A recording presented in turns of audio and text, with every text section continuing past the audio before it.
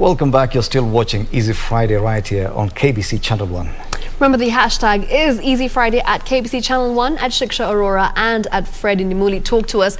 Tell us your thoughts on Cristiano Ronaldo coming back to Manchester United. A lot of banter going on Twitter especially. We've got Brian Scott who says, Nipe, shout out. Shout out indeed to you, Brian. Thanks for watching. Wow. Glenn Gordon here at Glenn Mushka _Mushka on Twitter says, us as Chelsea, as in, allow me to say, sisi kama Chelsea. Wow, kama Chelsea. We'll be waiting for you to Acharaze too. All right, another one that came in, that was from Dennis Otieno, who says, we Chelsea FC will handle him. Bondo is locked in.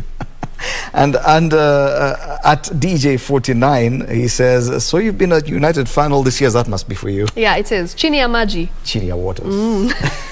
All right, moving on. Now, the Constitution of Kenya is now 11 years old, having been promulgated on 27th of August, 2021. Now, the 11th anniversary comes in the wake of spirited attempts to amend the document, which many argue is yet to be fully implemented. Political reporter Kevin Wachira looks at the 11-year process of implementing this constitution. Kenyans promulgated a new constitution, quenching a 20-year quest to change the law. Speaking during the promulgation, the then President Mwai Kibaki described the constitution as an embodiment of hopes and aspirations of Kenyans.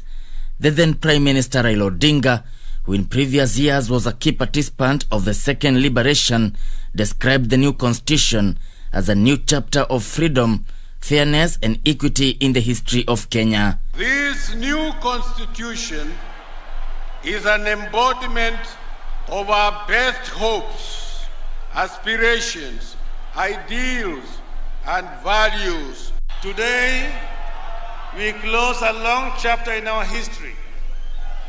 We put repression, exclusion, dictatorship and heroic struggle behind us once and for all.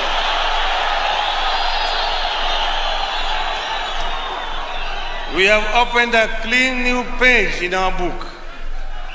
On that page, we begin writing the story of an equal and just society. It was touted as one of the most ambitious constitutions.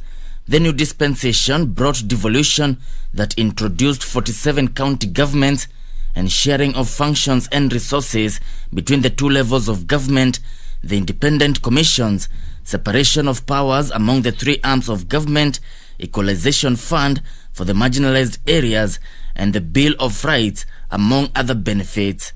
Barely a year after promulgation of the Constitution, attempts to amend the law were made through Parliament.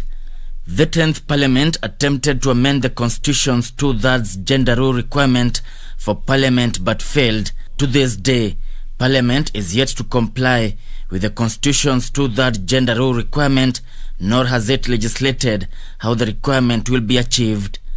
Another parliamentary initiative to amend the Constitution was witnessed in the 11th Parliament. The National Assembly in 2013 changed the Constitution, legislating that equalization fund should go to the constituencies and not counties, but the decision was rejected by the President. The ward can be a unit of devolution. The constituency can be a unit of devolution. We must separate devolution and governance and MCAs. Devolution is taking wealth to our people. 5 years later, President Uhuru Kenyatta would assent to the equalization bill that prescribed how the 14 marginalized counties would share the equalization fund. 11 years since the introduction of equalization fund, the marginalized communities that were to benefit from it have nothing to write home about, yet the fund has just 9 more years before its demise. Besides the push for constitutional amendments, the relationship between the executive and the judiciary cannot be said to have been all rosy, testing to the limits the independence of constitutional institutions.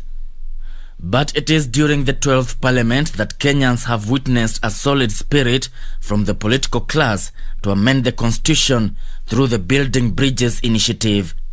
Though the BBI was a popular initiative, both the National Assembly and the Senate overwhelmingly passed the Constitution of Kenya Amendment Bill 2020. Currently, Kenyans await to hear from the Supreme Court on whether the Constitution will be amended through the BBI. The current constitution requires improvement. Even those who drafted it and brought it to us warned us that 20% of that document may require attention sooner than later. So, Kevin Wachira, Easy Friday. Now, moving on, Kenya